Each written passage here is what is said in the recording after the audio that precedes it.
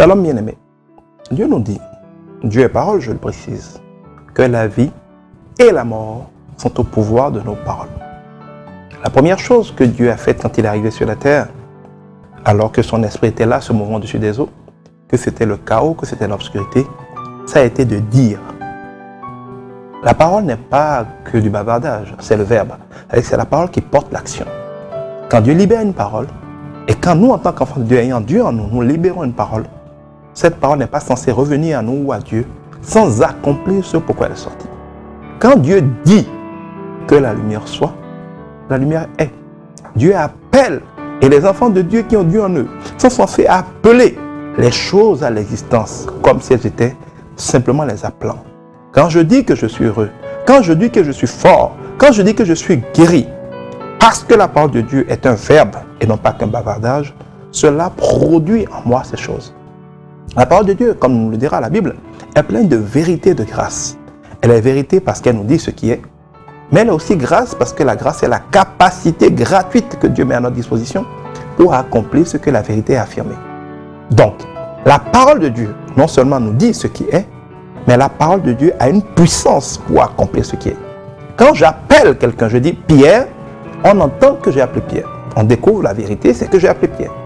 Mais le fait que j'ai appelé Pierre a pour effet aussi que Pierre entende et que Pierre se mette en mouvement vers moi.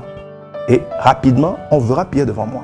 Donc, en disant Pierre, il y a la vérité, ce que j'ai dit qu'on a entendu, mais il y a la puissance qui fait venir Pierre. Je n'ai pas été attaché Pierre, je n'ai pas tiré Pierre, je n'ai pas traîné Pierre. C'est ma parole qui a fait venir Pierre. Quand on appelle quelqu'un, la personne arrive. Quand on veut prendre le nom de quelqu'un, on dit comment t'appelles-tu? Certains disent comment on fait pour t'appeler. C'est-à-dire que le nom de quelqu'un ne sert qu'à le faire venir. Quand quelqu'un te dit qu'il s'appelle Paul, c'est pour que quand tu veux le faire venir, tu dises Paul. Et quand tu dis le nom d'une personne ou d'une chose, la chose arrive. Regardez Jésus. Il parlait à la tempête, il parlait au vent, il parlait aux arbres, il parlait à la mer. Il parlait aux choses parce que les choses ont des oreilles. Et pour croire cela, si vous êtes encore de ceux qui trouvent que Jésus n'est peut-être pas assis dans le vrai que ça, regardez les enfants, regardez les bébés. Tout enfant qui naît, regardez bien les enfants, parle aux choses comme si c'était normal. Il parle aux animaux, il parle à faire jouer, il parle aux choses. Et puis on trouve souvent que l'enfant est bizarre. Mais parce que venant de chez Dieu, il sait, il n'est pas encore comme tout le monde, il sait que tout a une oreille. Il parle aux choses. Et les choses ont des oreilles. Si Jésus parle à la tempête, s'il parle au figuier, s'il parle au poisson, s'il parle aux choses, c'est parce que les choses ont des oreilles. Les charlatans le savent, les féticheurs le savent, les choses ont des oreilles. Et les gens qui connaissent Dieu ne parlent pas des choses, ils parlent aux choses. Je lui dis que si tu as une montagne de problèmes devant toi, il ne faut pas parler de la montagne de problèmes, il faut commander à la montagne de problèmes de bouger. S'il y a une tempête de tête, de problèmes, de maladies qui t'assaillent, il ne faut pas dire qu'il y a une tempête. Quand tu ouvres ta bouche, la bouche ne nous a pas été donnée pour parler, pour bavarder. La bouche nous a été donnée pour commander. C'est le pouvoir. Ta bouche doit te servir à parler à la tempête pour qu'elle arrête et non pas à parler de la tempête. Donc tout se joue dans notre bouche. La vie et la mort sont au pouvoir de la bouche. Et Dieu nous dit que nous serons toujours rassasiés des fruits de notre bouche. Que c'est ce qu'il nous a entendu dire qu'il fera pour nous. Et il va jusqu'à dire que nous allons répondre de chaque vaine parole que nous avons prononcée. Quand dès que tu te sens fatigué, tu ouvres ta bouche pour dire je suis fatigué. Tu ne fais pas de la description, tu prophétises. En disant je suis fatigué, tu appelles sur toi la situation je suis fatigué, comme j'appelle Pierre quand je dis Pierre. Donc plus tu dis je suis fatigué, et plus tu te sentiras fatigué. C'est pour ça que Dieu dans sa sagesse te dit simplement que le faible dise je suis fort. Il ne demande pas aux faibles de mentir. Il dit aux faibles c'est un menteur, c'est un professionnel d'effets spéciaux, c'est un metteur en scène. Il a fait en sorte que la réalité, parce que la chair sent, la chair est dans le monde et Satan, le prince de ce monde, nous révèle la parole de Dieu. Parce qu'il est le prince du monde, il a de l'influence pour manœuvrer les choses du monde. Il peut donc influencer ton corps pour que tu sens que tu es fatigué. Ce n'est pas parce que tu sens que tu es fatigué que tu es fatigué. Moi, ça m'arrive tout le temps, des fois tu te sens fatigué. Et puis tu décides que tu n'es pas fatigué, que tu as du travail, qu'il faut que tu continues de travailler. Alors qu'à un moment, tu étais tellement fatigué que tu te disais que tu ne peux même pas tenir 10 minutes. Quand tu te détermines à avancer, au bout de 30 minutes, tu es en train de travailler, tu n'as même plus sommeil. Tu travailles jusqu'au matin et tu n'arrives même pas à trouver le sommeil le matin. Pourquoi? Parce que ton sentiment d'avoir sommeil n'était qu'un mensonge de Satan. C'est le père du mensonge, Jésus l'appelle. Quand tu te sens fatigué, que tu ne connais pas Dieu, tu dis je suis fatigué, je suis fatigué. Quand tu as mal au ventre, tu dis j'ai mal au ventre. Quand tu n'as pas de problème, tu dis ton problème. Mais en disant ton problème, tu prophétises. On appelle ça Bessissa en fond. Incantation. Bessissa, ça veut dire littéralement ce que tu achètes et ce que tu vends par la parole. Quand quelqu'un veut te tuer chez nos charlatans, il dit, tu ne te réveilleras pas demain matin. Il ne fait pas de longues prières. Parce que la parole a de l'effet.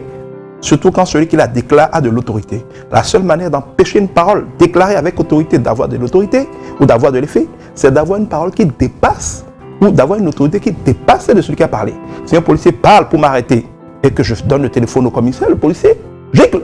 C'est pareil, quand un sorcier parle et que moi je parle au nom de Jésus-Christ, le sorcier gicle.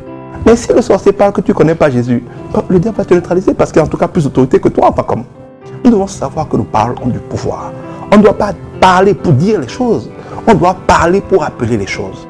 La parole de Dieu est la vérité. Nous dit ce qui est. Satan nous fait sentir le faux. Nous devons être vigilants. Garder nos regards fixés sur Christ, la parole de Dieu. Et chaque fois que nous sentons quelque chose, une dette venir, une facture impayée, un problème, une situation qui est contraire à ce que Dieu nous a promis, nous ne devons pas l'accepter.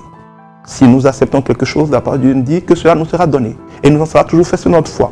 Nous devons dire non. Il est écrit, c'est ce que Jésus a fait avec Satan dans le désert. Non, il est écrit que je suis fort, que Christ me fortifie, que par sa puissance en moi, je suis plus que vainqueur. Il est écrit que j'ai un esprit de force, que j'ai un esprit de puissance, et que Dieu est avec moi tous les jours jusqu'à la fin. Et que si Dieu est là, il n'y a rien qui me soit impossible. Quand tu déclares la parole de Dieu, tu appelles la manifestation, l'accomplissement par la grâce de Dieu, de la parole de Dieu sur toi. Et tôt ou tard, si tu le crois, tu finiras par te sentir fort. Mais si chaque fois tu te sens faible, tu dis je suis faible, je suis faible, je suis faible, tu n'es pas en train de décrire ta faiblesse, tu es en train de prophétiser ta faiblesse. Satan te fait un effet spécial pour que tu te sentes faible. Jusque-là, c'est un mensonge, mais que tu sens. Mais quand tu commences, toi qui as de l'autorité, qui as de l'onction, à prendre ta bouche pour déclarer que tu es faible, ça passe du senti faux à une prophétie qui s'accomplit, qui devient vraie. C'est pour ça que la plupart des gens sont victimes de ce qu'ils disent. Si tu es au chômage, c'est parce que tous les jours tu dis que tu es au chômage. Si tu es malade, c'est parce que tous les jours tu dis que tu es malade. Si tu passes ta journée à dire aux gens que tu as le diabète, eh bien tu sois toujours avec le diabète. Si tu dis que tu es hypertendu, c'est ça la médecine. On dit aux gens, tu es le cancer. Le gars se balade partout, j'ai le cancer. On dit, tu as le diabète, il se balade partout, il a le diabète. Chaque fois que tu appelles une chose à l'existence par la bouche, c'est toi qui crée la chose. Tu deviens le sorcier de ta vie. Tu deviens celui qui maudit ta vie. Mal dire, c'est ça la malédiction. Tu dis que les gens t'ont maudit, mais c'est toi qui te maudis. En disant tous les jours ce que Satan veut, au lieu de dire ce que Dieu veut. La bénédiction, c'est la diction du bien, la diction de ce que Dieu a dit. Je t'en prie mon frère, arrête de bavarder. Arrête d'utiliser ta bouche pour dire ce que le diable veut te faire croire. Utilise-la pour dire ce que Dieu a dit. Si tu changes ta manière de parler, tu changeras ta vie. Tous les problèmes que tu as sont le fruit de tes paroles. Ta vie telle qu'elle est aujourd'hui est le bilan de tes paroles. Si tu changes ta manière de parler, tu changeras ta vie. C'est pour ça que dans la parole de Dieu, Jacques nous dit que notre langue est comme un gouvernail. Selon la manière dont on l'utilise, on va changer le cours de notre vie. Le gouvernail est tout petit, mais il change de direction au plus grand bateau du monde. C'est pareil, le volant est tout petit, il change de direction aux avions, il change de direction aux véhicules, il change de véhicule au titan, de direction au titan. Ta parole, ta langue, elle est petite, mais c'est elle qui dirige ta vie. Si tu continues de dire n'importe quoi, tu vivras n'importe quoi. Shalom.